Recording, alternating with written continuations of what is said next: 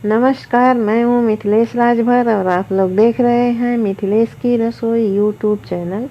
आज मैं इस वीडियो में मैक्रोनी बनाकर बताऊंगी, जो बिल्कुल सिंपल सीधे तरीके से बनती है, जिसे कोई भी बना सकता है। तो चलिए बनाना शुरू करते हैं। तो ये हमने मैक्रोनी ले लिया है। ये 10 रुपये का पैकेट मिला है। 100 ग्राम होगा या थोड़ा ज़्यादा होगा, जितना हो। और हम इसमें 2 कप के जितना पानी डालेंगे। अगर ज़्यादा है तो आप पहले पानी को गर्म कर लीजिए, पूरा अच्छी तरह से उबाल लीजिए पानी को। फिर इसको डालकर 2 से 3 मिनट पका दीजिए और इसको पानी से तुरंत निकाल लीजिए।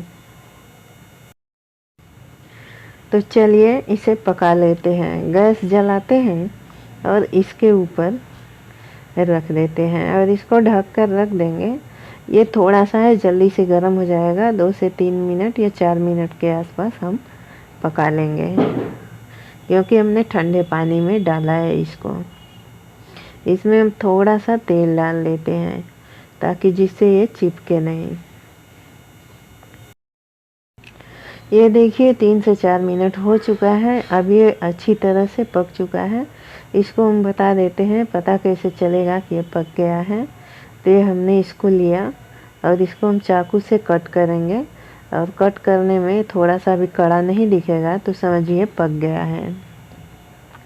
तो अब हम गैस को बंद कर देते हैं और इसको नीचे उतार लेते हैं और इसको पानी में से हम निकाल लेते हैं।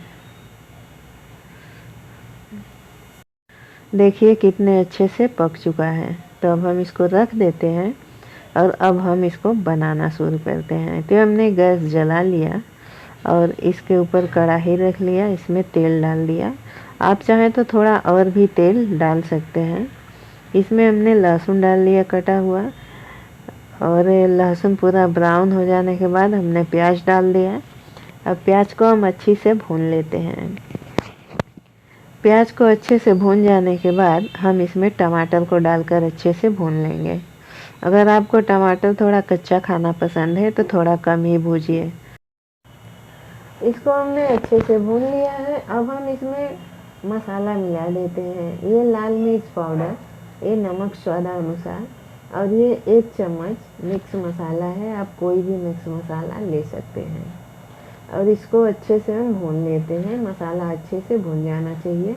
और इसमें हमने कटी हुई बारीक धनिया मिला दिया। आप चाहें तो इसको ऊपर से सजाकर खा सकते हैं। और अब हम इसमें उबली हुई मैक्रोनी मिलाकर अच्छे से चलाकर या हिलाकर भून लेंगे।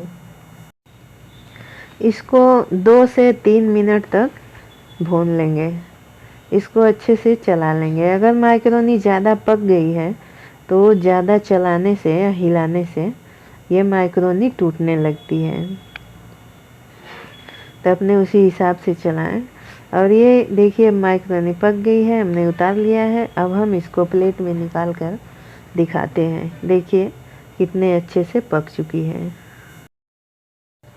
अगर हमारी वीडियो पसंद आती है तो एक लाइक कीजिएगा, शेयर कीजिएगा, और हमारे चैनल को सब्सक्राइब नहीं किया है तो सब्सक्राइब कर लीजिएगा। नई वीडियो की नोटिफिकेशन पाने के लिए बेल आइकन को दबाकर ऑल पर क्लिक कर दीजिएगा, ताकि नई वीडियो की नोटिफिकेशन आप